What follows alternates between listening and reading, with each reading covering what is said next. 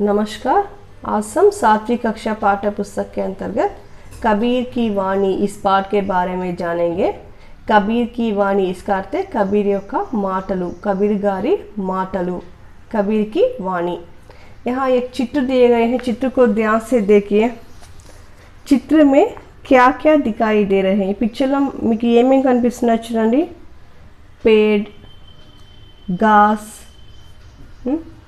और दो शिष्य और एक गुरुजी और प्रकृति आदि दिखाई दे रहे हैं।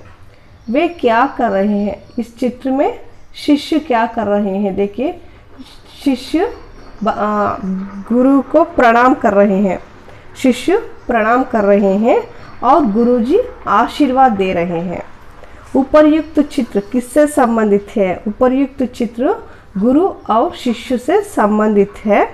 शायद यह गुरु का ఆశ్రమం ఇది ఒక గురువు ఆశ్రమం లాగా ఉంది। ముందు కాలంలో ఇప్పట్లాగా స్కూల్స్ ఉండేవి కాదు। వాళ్ళు గురువు దగ్గరికి వెళ్ళి గురువు యొక్క ఆశ్రమంలోనే వాళ్ళ విద్యాభ్యాసం పూర్తి చేసినంత గురువు దగ్గరే ఉండేవాళ్ళు। पाठ देखिए।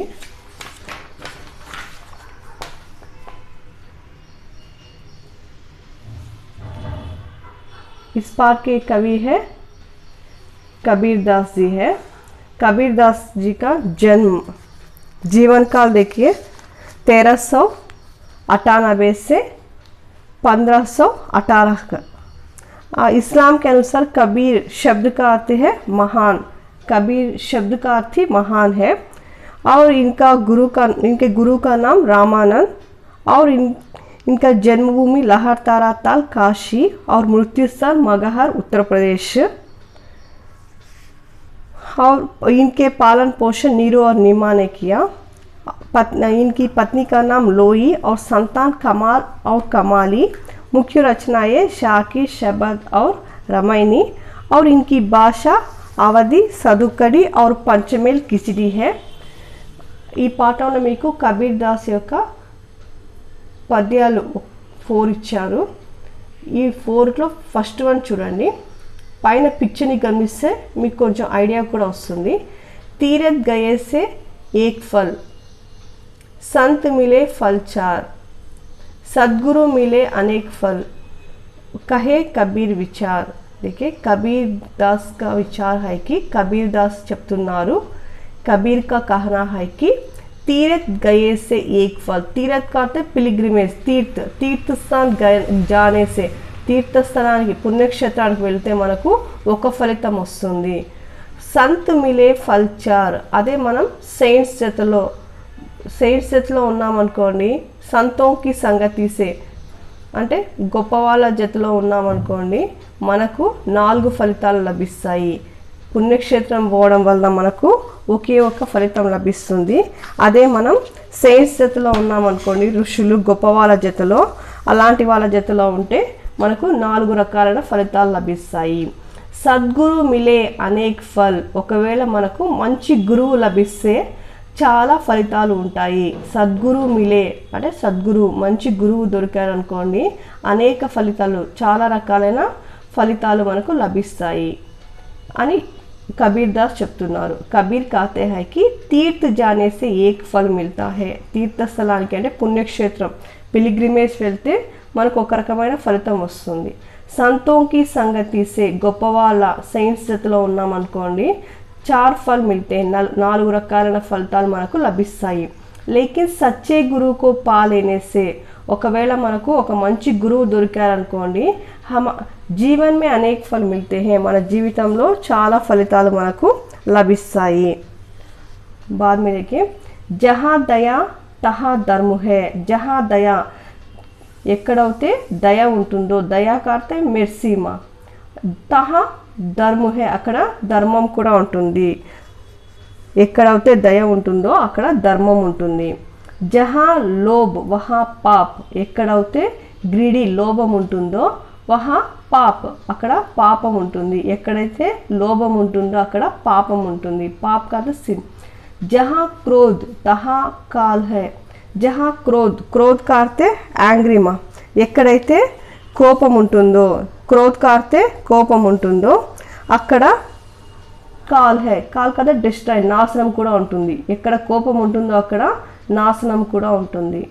జహా క్షమ వహా ఆప్, ఎక్కడైతే క్షమాగుణం ఉంటుందో వహా భగవాన్ రహతా హే, ఎవరికైతే ఫర్గివ్నెస్ క్షమాగుణం అంటే ఫర్గివ్నెస్ వదిలివేస్తాము క్షమిస్తామని అనుకునే వాళ్ళు ఉంటారో అక్కడ దేవుడు నివసిస్తాడు. కబీర్ కాతే హై కి జహా దయా హోతీ హే, ఎక్కడైతే మెర్సీ ఉంటుందో కబీర్ గారు చెప్తున్నారు ఎక్కడైతే దయ ఉంటుందో వహా ధర్మ హోతా హే, ధర్మ కా అర్థే వర్చ్యూ, ఎక్కడైతే దయ ఉంటుందో ఎక్కడైతే దయాగుణం కలవారు ఉంటారో అక్కడ ధర్మం కూడా ఉంటుంది. జహా లోభ్ హోతా హే వహా పాప్ హోతా హే, ఎక్కడైతే లోభం గ్రీడీ ఉంటుందో అక్కడ పాపం కూడా ఉంటుంది, సిన్ కూడా ఉంటుంది. జహా క్రోధ్ హోతా హే వహా నాష్ హోతా హే, ఎక్కడైతే where there is anger there will be destruction, ఎక్కడైతే కోపం ఉంటుందో అక్కడ నాశనం కూడా ఉంటుంది.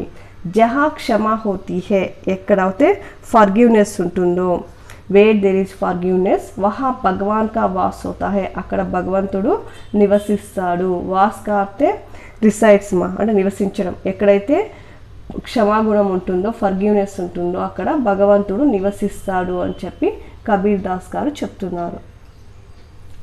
बाद में देखिए नहाए धोए क्या हुआ, नहाए धोए क्या हुआ जो मन मैल ना जाए, నహానే అంటే బాత్ చేయడం వల్ల స్నానం చేయడం వల్ల, దోయే క్యా హువా దోనా కాడితే రుద్దుకోవడం, బాగా రుద్దుకొని స్నానం చేయడం వల్ల ఏముంది, జో మన్ మైల్ నా జాయే మనసులో ఉన్న మలినం పోకపోతే ఏంటి ప్రయోజనము, శరీరాన్ని శుభ్రంగా ఉంచుకోవడమే కాదు మనసులో ఉన్న మైల్ డర్టీని కూడా మనం క్లీన్ చేసుకోవాలి, మన మనసులో ఉన్న మురికిని కూడా మనము క్లీన్ చేసుకోవాలి.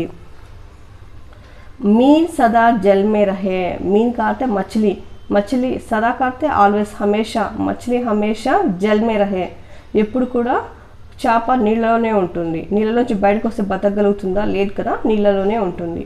దోయే బాస్ నా జాయే, దాన్ని కడిగినా కూడా ఎంత కడిగినా కూడా దాని స్మెల్ మాత్రం, బాస్ కడితే స్మెల్, స్మెల్ మాత్రం పోదు. ఫిష్ చూడండి వాటర్లోనే ఉంటుంది, దాన్ని మనం ఎంత క్లీన్ చేసినా కూడా బయటికి తీసి ఎంత క్లీన్ చేసినా కూడా దాని స్మెల్ పోతుందా, పోదు, మళ్ళీ అది ఎప్పుడు కూడా నీళ్ళలోనే ఉంటుంది. कबीर दास कहते हैं कि केवल नहाने धोने से मन का मैल नहीं जाता, కేవలం మనం స్నానం చేయడం వల్ల లేకపోతే బాగా రుద్దుకోవడం వల్ల మన మనసుకున్న మలినం పోదు, మన మనసులో ఉన్న దురాలోచనలు కానీ అలాంటివి ఏమీ పోవు. మనం ఏం చేయాలి, మన శరీరాన్ని క్లీన్ చేసుకోవడం కాదు మన మనసులో ఉన్న మలినాన్ని కూడా మనము వదిలిపెట్టాలి. మచిలీ హమేషా జల్ మే రహతీ హై, మచిలీ ఫిష్ ఎప్పుడు కూడా నీళ్ళలోనే ఉంటుంది. ఫిర్ భీ ఉస్కి బద్బూ నహీ జాతీ హై, అయినా కూడా దాని బ్యాడ్ స్మెల్ పోదు, మనం బయటికి తీసి దాన్ని ఎంత క్లీన్ చేసినా కూడా దాని స్మెల్ పోదు. హమే తన్ కే బజాయ్ మన్ కా మైల్ దూర్ కర్నా చాహియే, మనం కూడా అంతే, హమే తన్ కే బజాయ్ శరీరాన్ని కాకుండా మన్ కా మైల్ దూర్ కర్నా చాహియే, మన మనసుకున్న మలినాన్ని మనము దూరం చేసుకోవాలి. ఇన్స్టెడ్ ఆఫ్ డర్ట్గా అంటే ఇన్స్టెడ్ ఆఫ్ బజాయ్ కాడితే ఇన్స్టెడ్ ఆఫ్ తన్కే బజాయ్ అంటే ఇన్స్టెడ్ ఆఫ్ బాడీ మనం ఏం చేయాలి, మన శరీరాన్ని కాకుండా ఇది మనసుకున్న మలినాన్ని మనము దూరం చేసుకోవాలి.